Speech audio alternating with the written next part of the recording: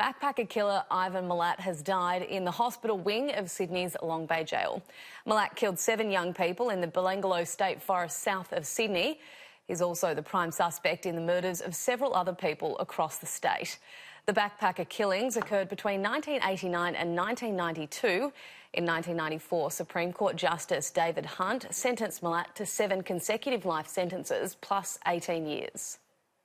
Australia's most hated criminal, serial killer Ivan Milat, is dead.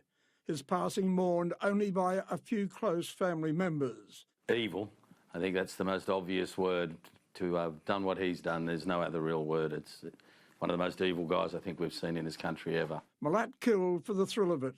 His victims, backpackers and hitchhikers on the Hume Highway near his property on the New South Wales Southern Tablelands.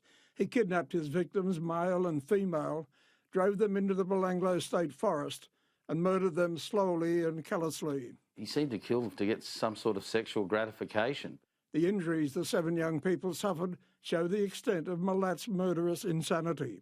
For the police officers, family members and those who followed the case closely, their fate will never be forgotten. He changed a happy-go-lucky country where everybody used hitchhiking as a means to get around this country, and it literally stopped after Ivan Milat. The Milat killings unfolded on September the 19th, 1992, when 2 runners in the forest found a decaying corpse on the Long Acre Fire Trail.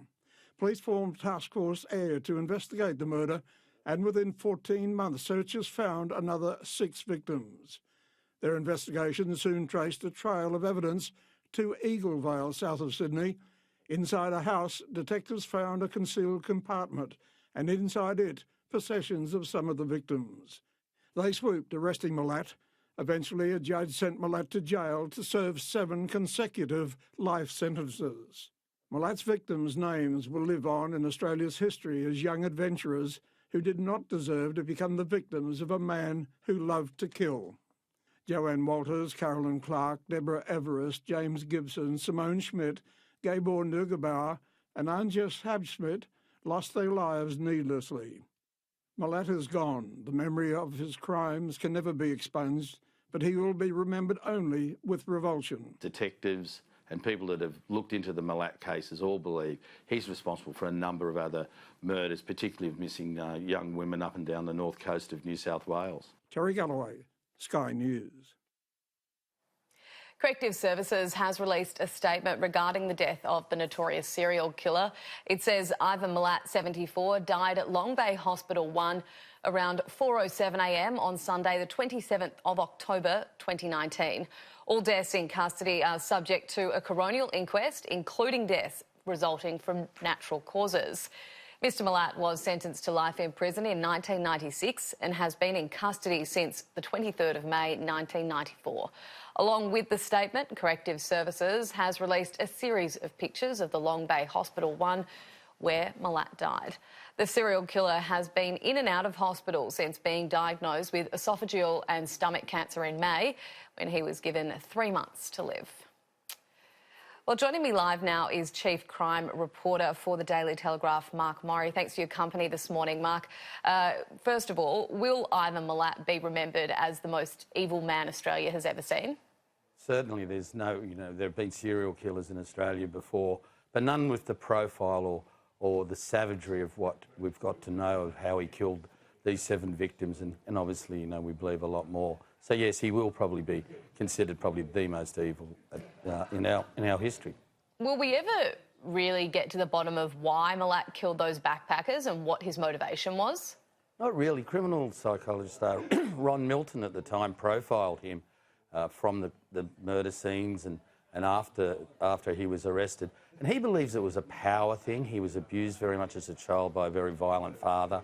And this was some way of him taking control, having control over people.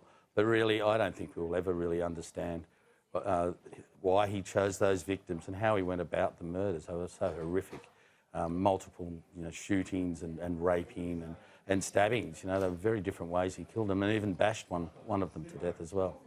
What about the, I guess, change to Australia's reputation as a safe destination for overseas backpackers wanting to explore the world? Obviously, with that string of murders, it has had that sort of a ramification on our, I guess, reputation across the world. It did, as well. His victims were young international young travellers. So who would come to Australia. We had this great reputation of being this carefree country. People hitchhiked all around. That's how you travelled.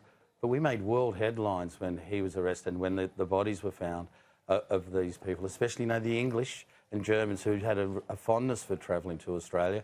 For a long time there, I think it really hurt our reputation, especially among young people, to come over here and travel around quite carefree.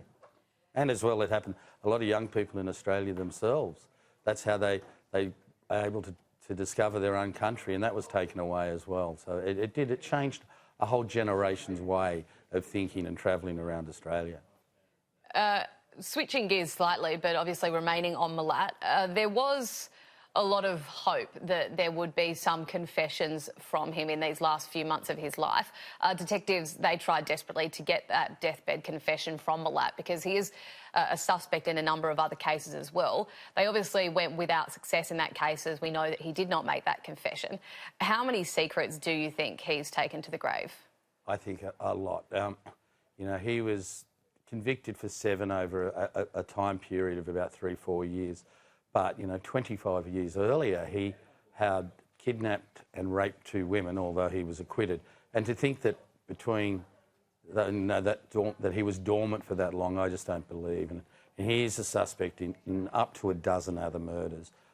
Maybe not that many, but he certainly has killed a lot more than what we know of. And he took them, as you said, New South Wales Police sent a couple of homicide detectives at least once, maybe twice, to try and see if they could get some sort of deathbed confession from Ivan Milat, but he just, claimed his innocence right to his death, even to his family. There are reports he did admit to his mother in 2001, as she was dying, that he had, in fact, committed the murders. That's been said by 1 or 2 family members. That's the only time there's been any inkling that maybe he has confessed to even the 7 that he was charged with. But other family members dispute that as well. So, we will never know. We'll never know. Yeah, is there some psychology behind that? I mean, why wouldn't he do that? I mean, you yourself as a crime reporter, you would have seen a lot of this in the past. Is it common to get those deathbed confessions?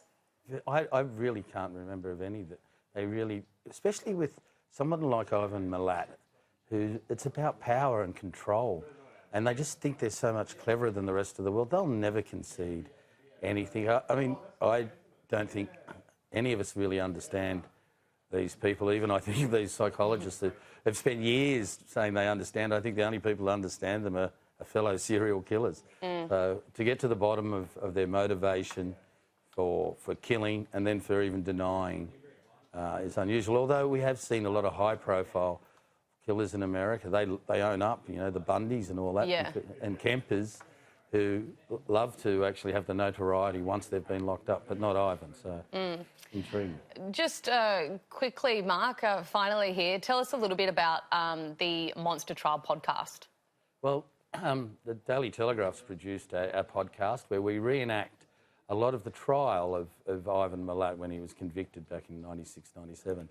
And so that's got a few of us playing various parts, and it gives an insight into the evidence that was led and Ivan's responses to like these accusations in court. And it was just enormous evidence. But you'll hear the podcast will take you through that, and where there's a number of us playing lawyers, judges, and even Ivan Milat himself, which is played by me, I might add. All right, well, thanks very much for the update there, Mark. It's always great to have that insight from your perspective, the crime reporting aspect of that from the Daily Telegraph. Okay, thank you. Well, as Mark just mentioned, the Daily Telegraph has released a 4-part podcast called Monster Trial. Now, this recreates Ivan Milat's 1996 trial of the century, and for the first time, you'll be able to hear the voices from inside the courtroom. You can download the podcast by heading to the Daily Telegraph website.